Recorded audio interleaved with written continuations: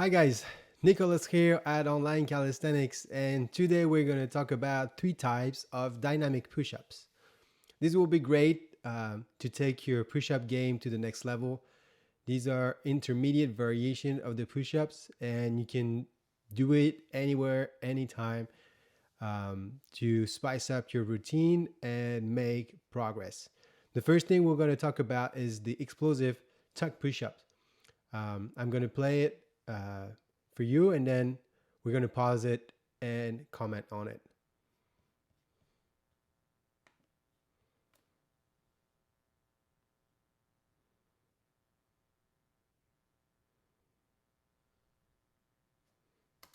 All right.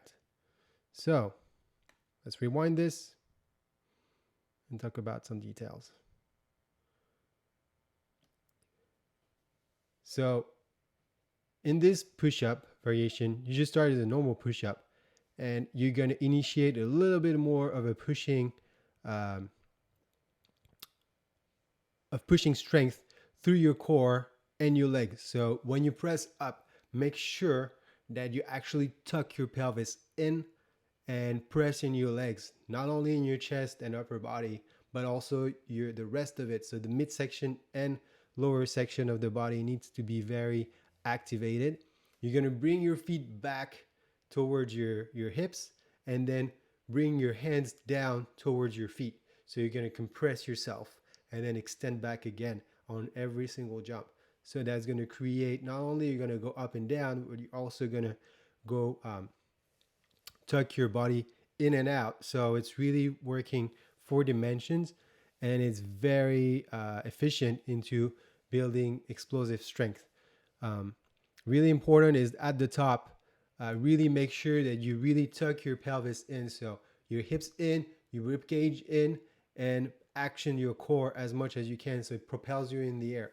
Also, make sure to protract your shoulders so it helps you get a little bit of height, and try to do that as you press in your legs. Try to coordinate both together so that they work in conjunction and you get the best height as possible on every jump. Also, a little detail here, I'm bringing my hands down, but also a little bit in. So you get to go from here to here with your hands. It's going to create a little challenge. And what it does, it forces you to get a little more height than if you're just moving it sideways or in up and down. So make sure to include that in your routine. Very efficient little drill. You want to try and bring your feet as forward as possible when you do the jump. That means that you're gonna have to tuck more. If you tuck your hips more, your feet are gonna get forward more.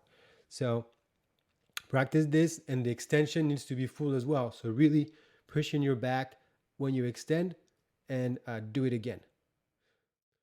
The next one is the crisscross push-up.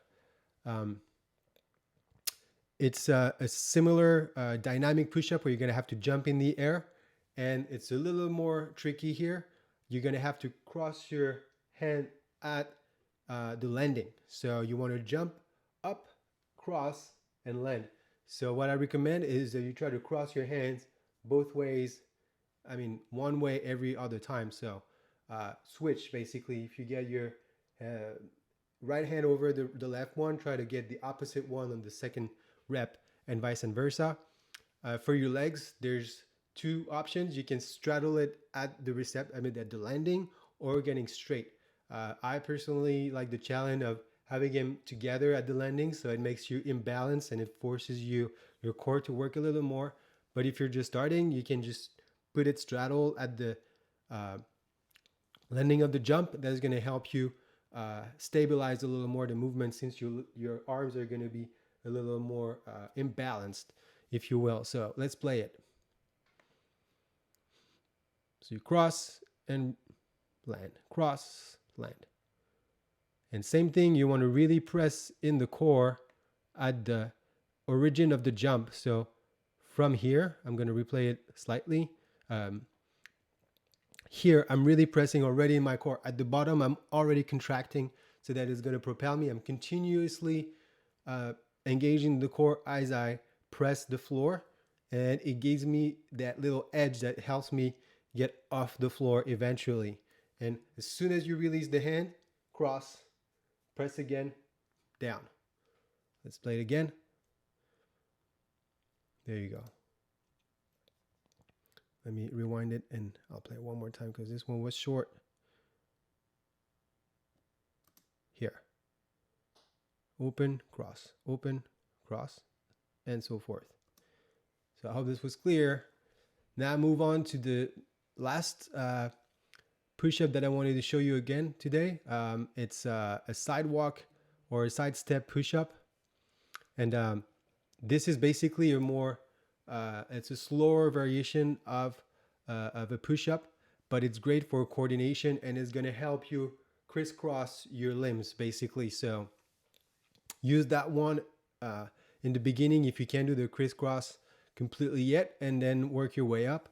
Let me show you how it works. And it's a slower pace, but it's great for finishing your set. I love these because it allows you to stay in a plank as well. It's like a dynamic plank as well.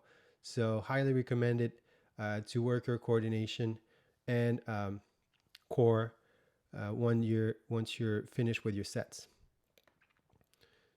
So every time you get up, you cross back in a plank and so forth. And same thing, I'm trying to land with my feet at the same spot where I was before. Here, I missed this one, but I'm trying to get better here. Good.